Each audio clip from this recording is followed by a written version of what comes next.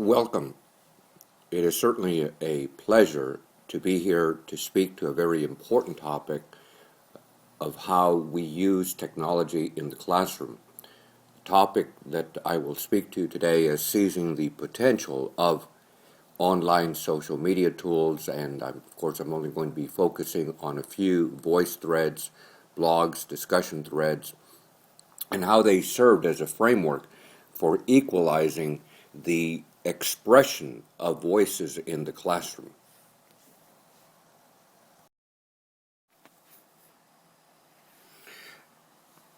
In giving this presentation, I'd like to specifically address the conceptual understanding that ultimately led to, as I have here, integrating the use of various technology tools within the idea of learning social studies at a university. Secondly, I'd like to talk about how decisions for using this particular instructional method certainly changed the way that students learned, but perhaps more importantly, how they embraced their roles while learning.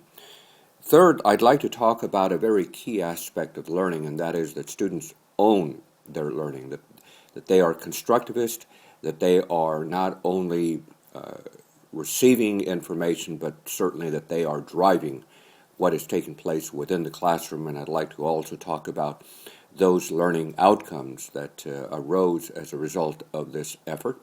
And lastly, I'd like to talk about lessons learned and what implications that this particular project has for fellow educators.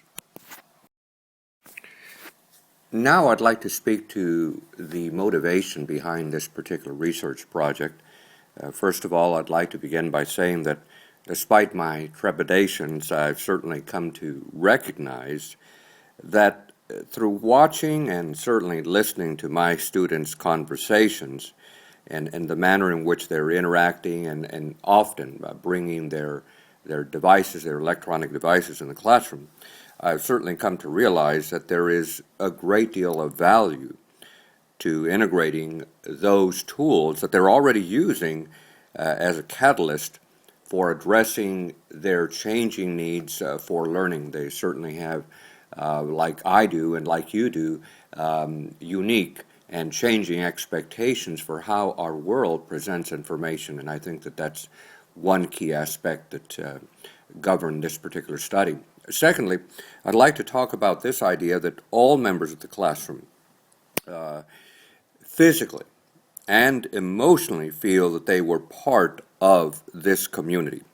A community of learners, a community that is certainly not restricted by the physical walls of a traditional classroom, that is not restricted by distance, by the time of the day, etc. That was a second reason for this project. A third and final reason for this project is that from the readings that I have had in the literature, I've come to realize that it is extremely important that the voices of everyone, that everybody's voices be heard, that they be raised to the level that they not only are heard, but that they be acknowledged and embraced. So often there are voices of individuals that are, for example, ignored, minimized, or perhaps even silenced. And it is important, certainly not only in the literature, but certainly as teachers, as mentors, etc., that we give and we afford others an equal plane alongside others, and that I believe, or these were certainly factors that contributed to this project.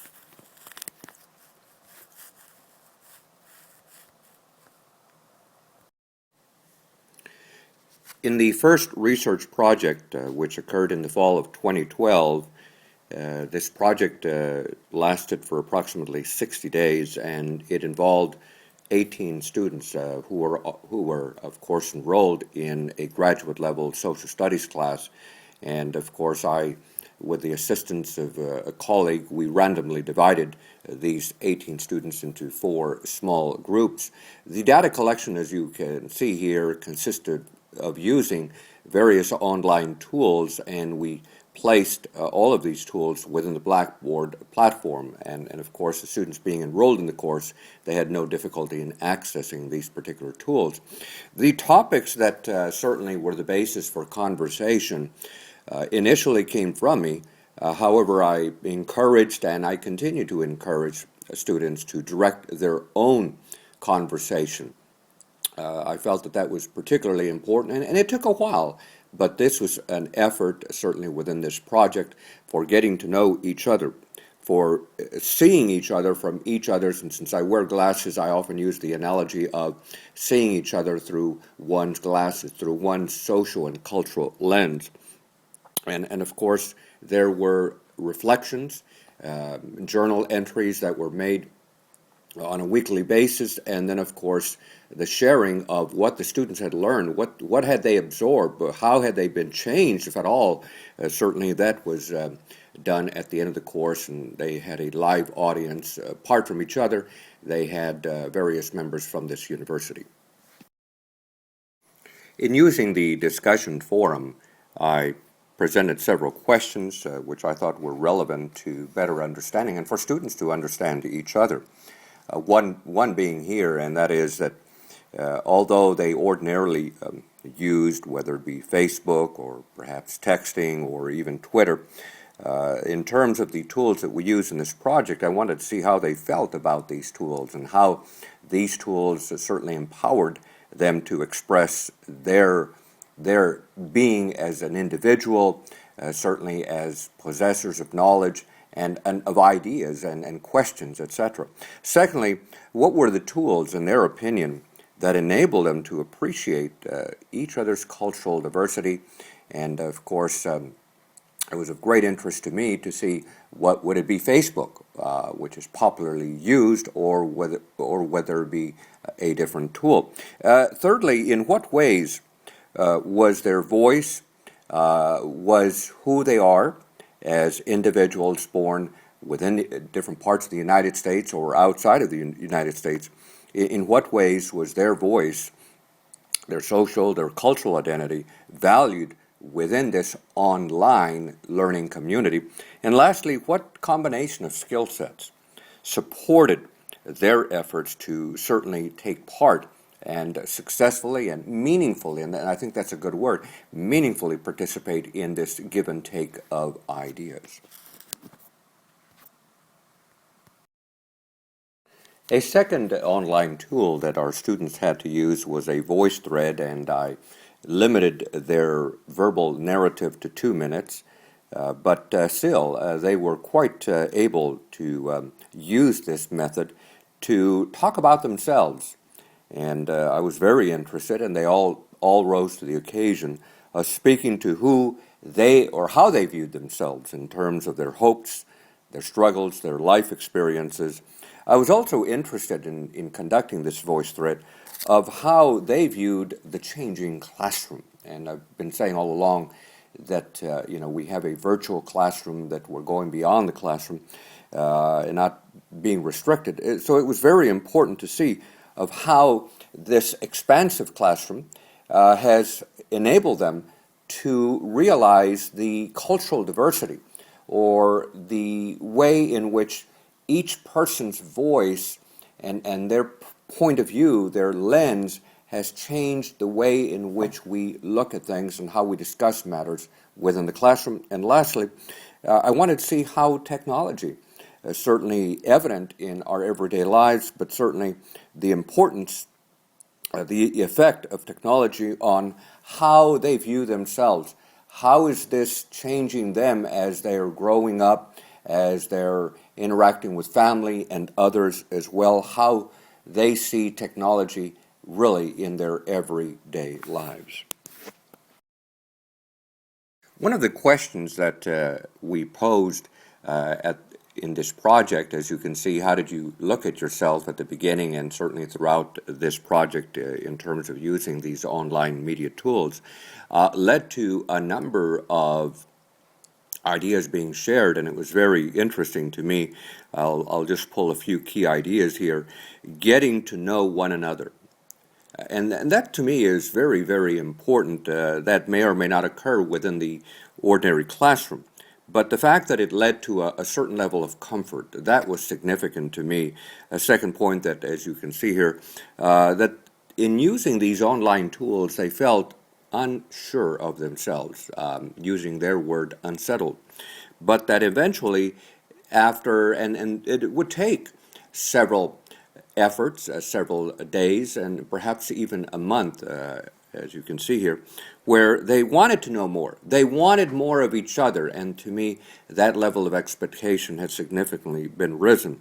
And that long after the class, long after we had conversed on a given topic, that they felt that these online tools provided them a place where that they could relax, if you will, that in using their words, that the conversation would not be mechanical, but that it would be natural, and that it simply did not want it to stop. So these were some of the discoveries and outcomes as we proceeded in addressing the use of online social media tools. In this second study, I was able to partner with a university instructional designer, and we conducted this study for approximately 45 days, again, the focus being with the use of various online tools. We were very fortunate to partner the group of 16 graduate students in my social studies class with 10 Chinese university students who were attending classes at our university for approximately 4 years. So we were very fortunate, and almost all of them had only been in the United States for anywhere between 1 month up to about a year. Here again, we used a variety of online tools, focusing on discussion forums. We also looked at blogs and Facebook as well.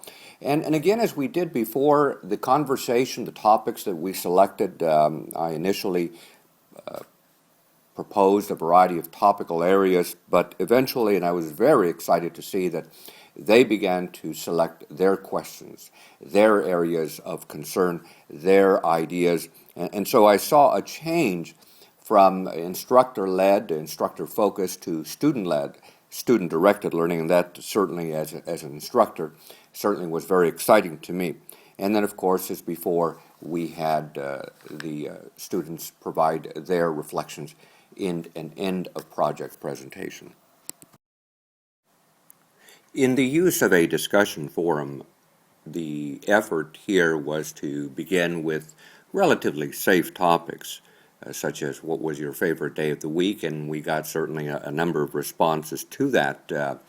But then we gradually moved to what I considered a bit more thought-provoking, more controversial topics as well, such as what is the opinion of children's continual use of technology, and that certainly as opposed to playing outdoors and meeting people face to face. And the response that I got here was, well, Dr. Duenas, we are able to do all of these things because we have face to face through FaceTime, which is I've come to discover is a feature now on iPhones, smartphones, and we have Skype, so we're still able to see one another. And it's so interesting of how they now look at that person-to-person contact because they're using that electronic device, whereas I was thinking more of actually being next to the individual. But again, this was important, and to me it was exciting to hear their perspectives. So, second, how do they ordinarily travel to, for example, school or go visit a friend or perhaps go to a place of recreation? And here again, the students talked about whether they had to walk and distance, whether they rode on a bus, and what was their experience as well. One student talked about that I went on a school bus because I was very interested in that, but then I said, I'm only going to do this for 1 week because of the experience that they got. And so this gave me a point of view. And lastly, of course, what is our role, whether we are a classroom teacher or as an adult, for preparing the youth of our nation to be not only responsible, but perhaps even as change agents as advocates for addressing these social injustices in our society. In the use of blog postings, as you can see, we had several quite interesting topics. In just listening to various students' conversations in the past, one topic of great interest has been the emphasis or the valuing on public as opposed to private schooling. And so I presented this question. I really wanted to understand their perspective. Was it that they were interested in, for example, private schooling because this is how they were nurtured in growing up, or was it a different reason? So this was a very interesting conversation, and it led to various points of view. Secondly, who is a hero? And this topic is often addressed in national news and conversations, whether in the household or in, for example, places of learning. And I thought that this was a very important one. How have heroes affected us? How is it that some people are viewed as heroes and others are not? So this was a second very interesting topical area. Also, I was interested in students, again, going back to what I've said before, and that is driving their own learning. What questions would they have, and did they have? And I was encouraging them, please, ask questions of each other. Ask those questions that truly help you to understand that person's point of view. And we got several of those particular questions. It is risk-taking, but I was very pleased to discover the courage that our students had in addressing these topical areas. In the use of Facebook, as you can see, we are using other questions, other pathways to really getting to know each other. And since I had several students in the class, who, not only in terms of my grad students, but of course the Chinese university students, whether having been born and raised or perhaps from visiting. And since, again, having spent time in the United States, having come to visit, having been outside the U.S., and then coming back, what were their reactions? What were their perspectives of our culture? What did they find unique? What was of interest to them? What did they not like? And so that was a question. And again, for purposes of cross-validation, I threw in this question, that is, which approach, again, from their point of view, would help them to understand each other? Was it social media or, again, that in-person conversation? And for the sake of integrating the legacies, the influence of significant others, what influence did culture, did family stories have on where they stand today, how they viewed themselves? And so this was a way certainly to bring out, certainly to elevate to the level of consciousness, as the literature indicates, who we really are and how it certainly has shaped our character and certainly how we look at life as well. So these were some of the topical areas in our use of Facebook. In our effort to, again, attempting to bring forward the students' voices, the question was what is their opinion on the influence of technology on family life? And as you can see here, and I'm just going to pull a few key ideas, that they felt that technology, in a sense, was an addiction. That in their point of view, that literally took over their lives, and that sometimes you have to forcibly remove themselves from it in order to spend quality time with their family. Another part of this was that literally that sometimes we need to physically put that electronic device down. And it was interesting to me that one student said that whoever picks up if we're at a restaurant and we're having a family meal, and if we pick up that device to acknowledge a text message or a telephone call, that we're going to buy dinner. So this was a very unique perspective, but again, representative of how they were looking at, we really need to stop, so to speak, and understand that perhaps there's another human being, there's another person right there with whom I can communicate, and I don't need this device. Again, just a few perspectives. Still speaking to the student's point of view in terms of the use of these social online tools, I'd like to just pull out just a few key ideas here. That it was their belief that, yes, that they did appreciate the use of the internet, but that they also believe that in the one-to-one interaction with another human being, and I'm just going to pull the student's words, that I can use my eyes, my ears, my nose, and even skin to understand a person. That to me was very, very powerful.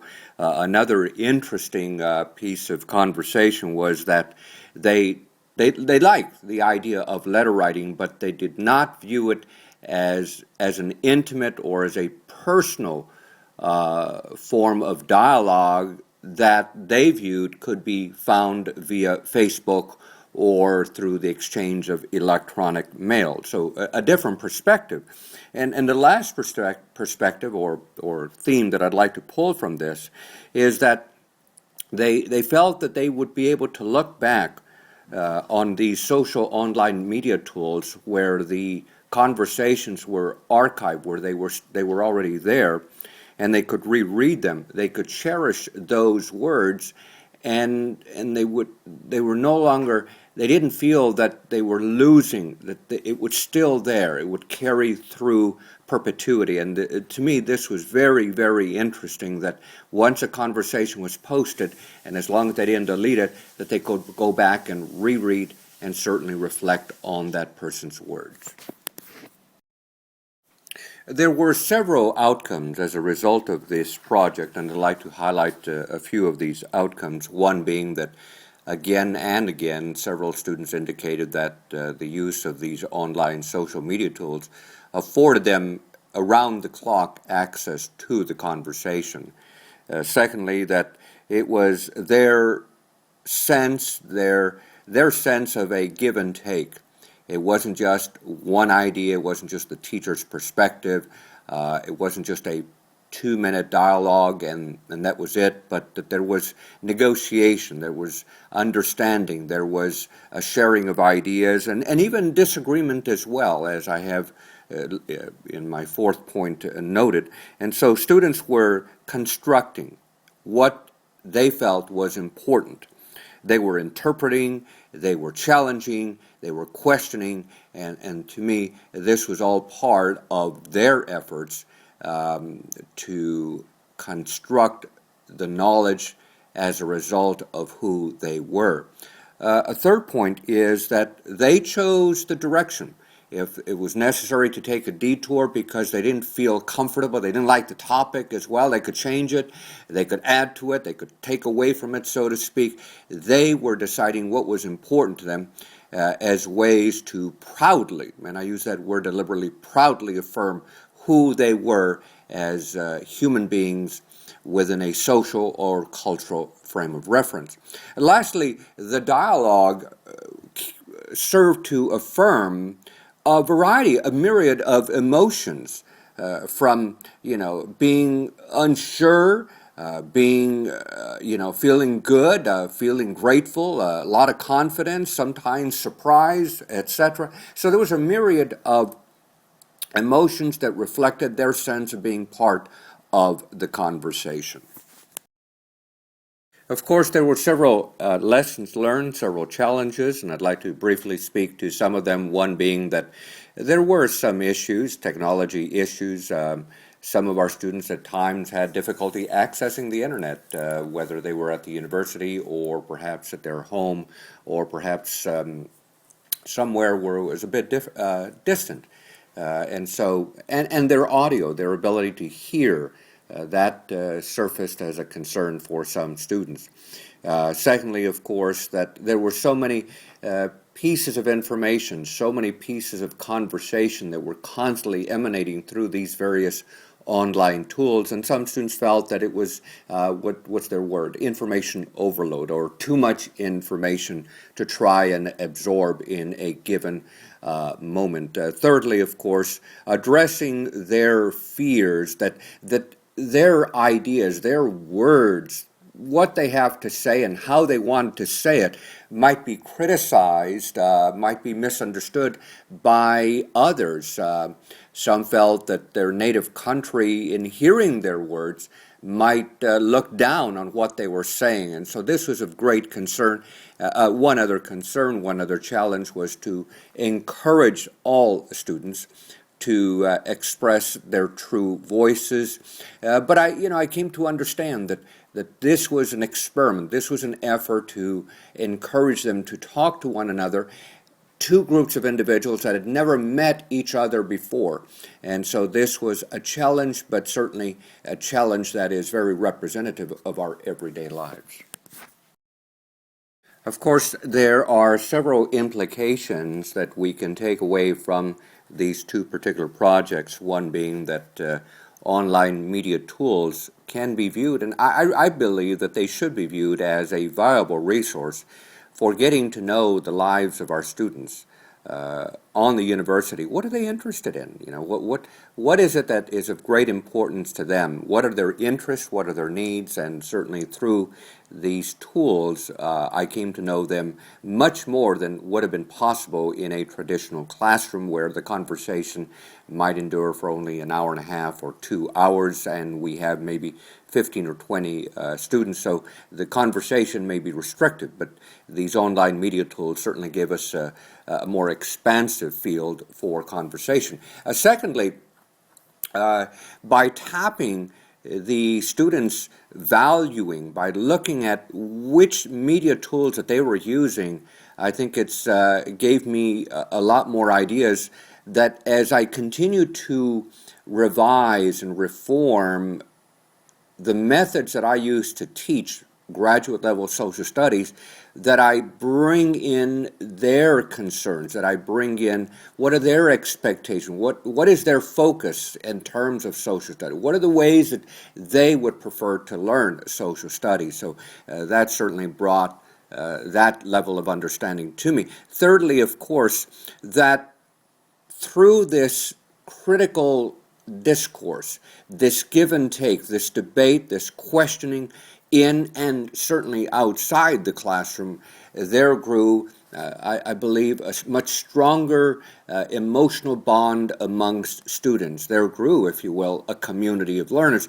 And lastly, of course, that through these tools, it offered students an important space, a dialogic space, for them to convey who they really are, for them to share, for them to give a part of themselves to others in the hope that others would reciprocate and share who they are, and thus bringing an awareness of the diversity of students, these two groups, into one community, whereas before they were strangers to each other. Now, of course, they were colleagues and they were friends, and they came to understand each other just a bit more.